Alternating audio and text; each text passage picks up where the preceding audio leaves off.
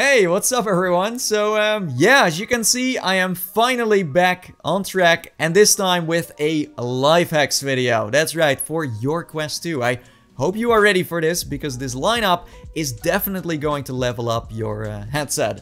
Before we are going to dive deeper down that rabbit hole, let me know in the comments below what your favorite life hacks are.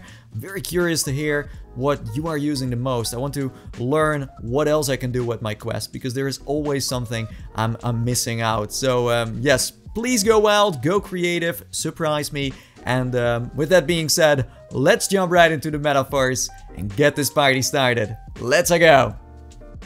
We kick this video off with the so-called Space Sense feature. This futuristic feature allows you to see outlines of people, animals and things around your play space to increase awareness of what's directly in front of your headset. If you have a busy household, for example, then this can definitely come in handy. You can turn it on by going to Settings, Experimental Features, and then scroll down till you see Space Sense. It is work in progress, I do have to mention that, but I do see this becoming a great tool to keep your surroundings safe in real time, so keep your eyes on this.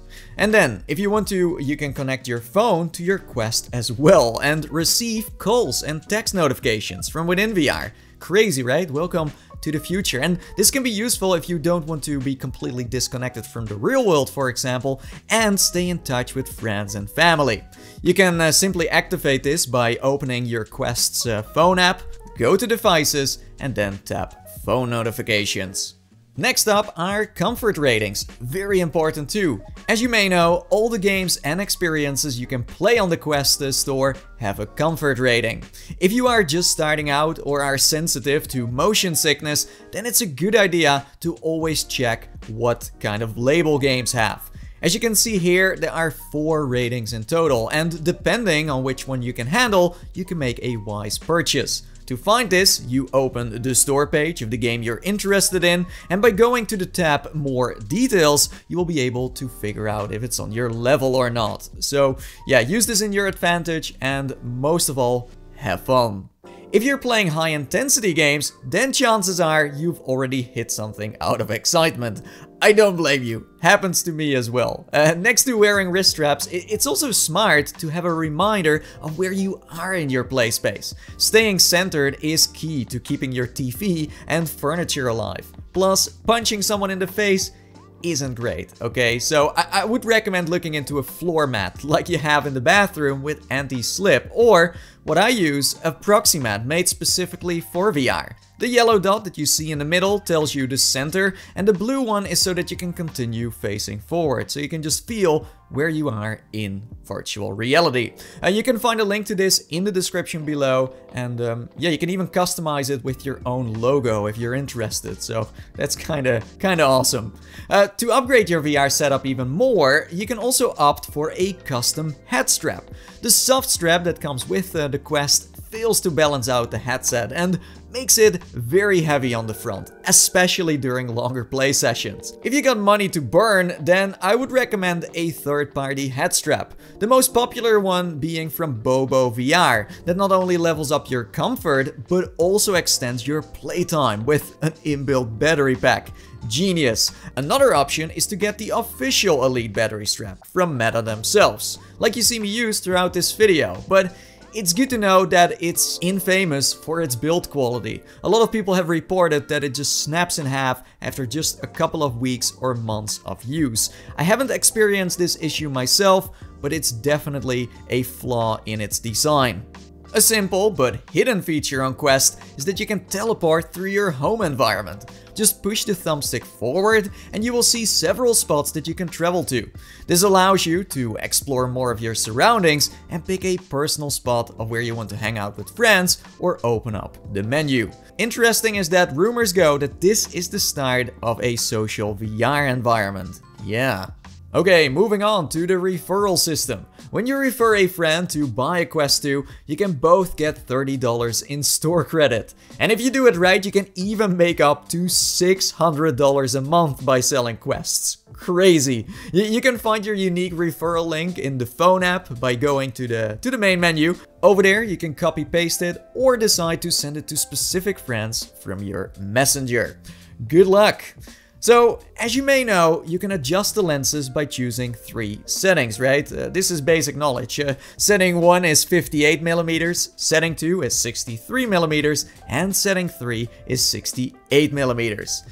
Now, let's say none of these work for you, then you can hack it a little by carefully sliding the lenses in between 2 settings. And this will hopefully give you a bit more choice by bringing you closer to your personal sweet spot.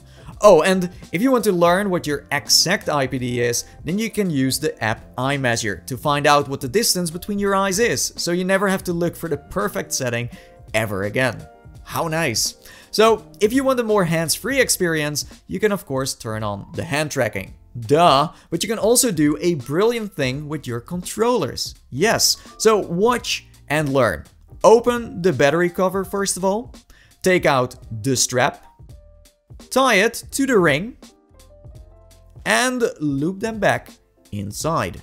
This will allow you to slide your hands in between the controllers for more grip and easy access. Eureka! Since a couple of weeks now, you can calibrate your thumbsticks as well. This is all happening in the experimental department, and I think this is because some people have reported that their controllers suffer from stick drift, and Meta is hoping that with this new feature, they will be able to fight that issue. Give it a spin yourself and discover the exact state of your controllers. It's very simple and only takes a minute or 2. When you are the owner of a fast computer or laptop, then you can use it to play PC VR games on your Quest wirelessly. Yeah, so this feature is called AirLink and can be turned on in experimental features. I made a tutorial that covers all the ins and all the outs of how to get the most out of it, and a link to that can be found in the description too. See what I did there? Link. Games I recommend are Half-Life Alyx, No Man's Sky, Asgard's Wrath, and Lone Echo 2. Talking about games, if you haven't played a game for more than 2 hours, you are entitled to a refund. Of course, this only applies if you really aren't happy with the experience and you have a good reason why you want to return it. So when you make this request within 14 days after purchase, then you can still get your money back. You can do this in the phone app by going to the menu, Settings, Purchase History, and click on the game you bought to start the process. Also, the games you see me play here are amazing, so don't refund those, please. When you have played the majority of games and experiences on the official store and are hungry for more, then check out App Lab. On App Lab, you can find games that are work in progress or that are not approved by Meta just yet, so see this as a early access system. These apps are kinda hidden away and can only be found by using the store's search bar. So the big question is, how do you know what to look for? Well, luckily there is a list of all available games on a website named SideQuest. You can visit it on your phone or from within the Quest's browser and start downloading from there. Titles you should try are Gorilla Tag and Windlands. That is if you have a strong pair of VR legs though, so you have been warned. Okay, this next one is a classic. You can double tap the left or right side of your headset to turn on Passthrough and see your physical environment. This can be useful when you want to, let's say, hydrate or check if there aren't any burglars in the house. Yeah, I know that can be kind of spooky. So just double tap again when you want to return to VR and then you can continue playing. You can enable this in the Guardian section of the Quest by flipping the switch, and then you can use it whenever you want. Backing up your save games has never been so easy with the latest update. When the Quest first launched, there wasn't a cloud system. I know. It couldn't secure your save game, so you had to manually copy all the files just in case. Thank God that is now a thing of the past, because in the main settings under System, choose Backup and, well, use it forever. Never turn that off ever again. Happy questing! What's a really cool feature as well is that you can control your Quest with voice commands. You can, for example, ask it to start a game, go to the store, or let it tell you what time it is. Simply turn it on in the settings, device, and look for voice commands. Sadly, I can't show you where it is exactly because it's only available in the US. Did you know you can increase your headset's tracking frequency? I don't think so, and I don't blame you, because by default it runs on automatic, but if you want you can change it to a constant 60 Hz.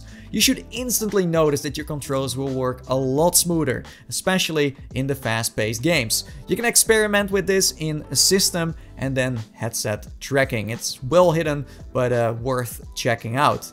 Okay, this last life hack is a very handy one. On the phone app, you can create an invitation link that you can share with your friends so that they can straight away join you in VR.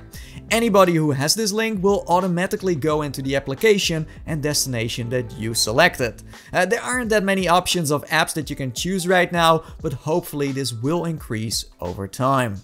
And there you go, my friends. Those were all the life hacks that I wanted to share with you today. I hope you found them useful. Of course, there are many more out there that I could have covered, but I wanted to keep this video short and concise. There is another one out there that I made not that long ago that covers literally everything you want to know about the Quest.